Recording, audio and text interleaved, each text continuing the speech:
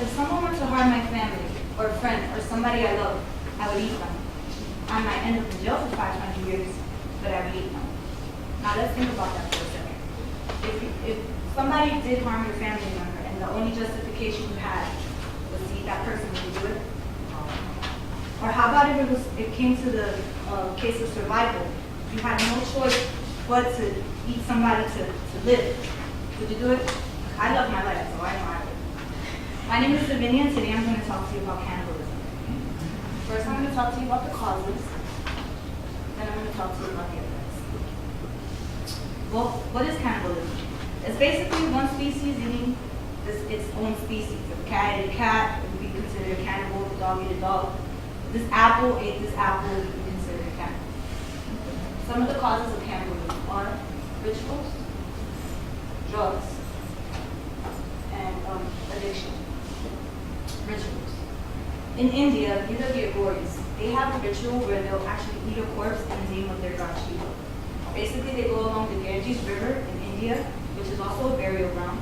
They fish up a rotting corpse, take it to their burial, their sacred area, and they sit on top of the body, meditate on top of it, chop it up, and drugs, especially hallucinogens. Hallucinogens cause a chemical reaction in your brain that'll make your best friend look like a hamburger. Addiction.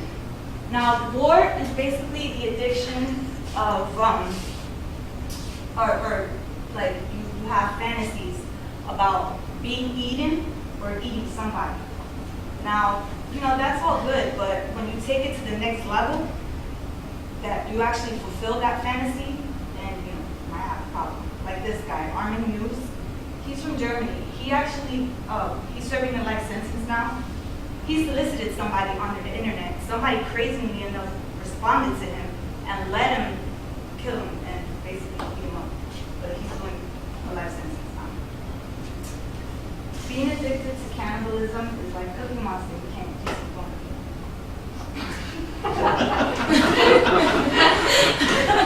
The man, he's not a cannibal attack. Now this is Ronald Papo. I don't know if you guys have heard of it. This happened last year. This is Ronald Papo. He was a homeless man on the McAllister Causeway, and he was sleeping under a bridge. And this guy, Rudy Eugene, came at him completely naked, growling at him. He viciously attacked him. He had about 80% of his face off. Now this next slide is graphic. This is the before and after of what he looked like.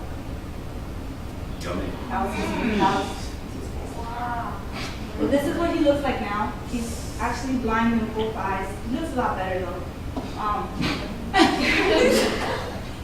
He learned to play the guitar. He's at the Jackson Memorial in Miami, and he's doing a lot better. He's upbeat.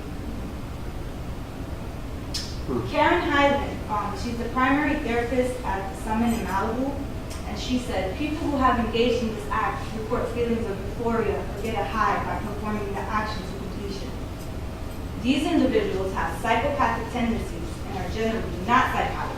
They know exactly what they're doing. I don't know about you, but that scares me that somebody doesn't have to be on drugs. They don't have to be completely crazy. They just want to, they just have the urge to do these things. And let's talk about some of the effects. Disease, incarceration, and death.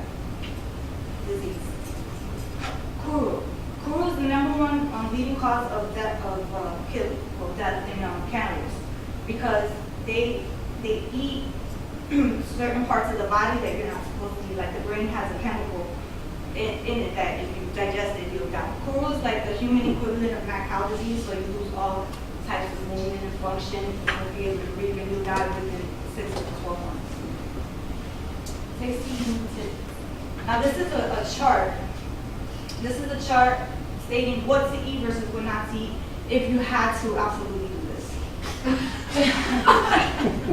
Do not eat the brain. The brain is the worst part for you. Liver, you want to stay away from that because that detoxifies your body. You don't want to eat toxins. Stay away from the legs. The legs are a working muscle, so they're kind of tough. What you would want to try to consume is the ribs, the back, and glutes, arms as well. Incarceration. is cannibalism illegal? In the US, it's not illegal. Now, most cannibals who actually go to jail for this are charged with murder, necrophilia, conspiracy, or something like that. But the actual act is not. That, like I said before, cannibals usually die from eating too much human flesh because of that disease that I was talking to you about. So you cause death and actually will die yourself. The NYC cannibal cop, this guy, Roberto Valle, he actually was arrested for conspiracy. He planned out to kill and abduct 100 women, and including his wife, chop them up and eat them. Now, he was found guilty. He had a co-conspirator. And the co-conspirator, he was kind of like talking about it online and chat rooms and forums, so they found him quick. He also hacked into a federal database, so he also got charged with that. And one of the key pieces of information in this case is that when they were looking, when they were investigating it, they found a conversation between him and the co-conspirator that said, the co-conspirator asked him, well, hey, how big is your oven? And he was like, oh, big enough to fit a woman in it with her legs forward. So, yeah, but he's probably going to serve a life sentence. Being a cannibal is like a zombie, always looking for victims. Today I talked to you about cannibalism. First I explained the causes, and I talked to you about the Miami cannibal attack. Then I spoke to you about the effects, and I told you about Roberto Valle and the NYC cannibal cop. I also started with this quote, and if for any reason you need to resort to cannibalism for survival's sake, just know one thing: don't eat the brains. The brief 1, 2, 3. Oh my God.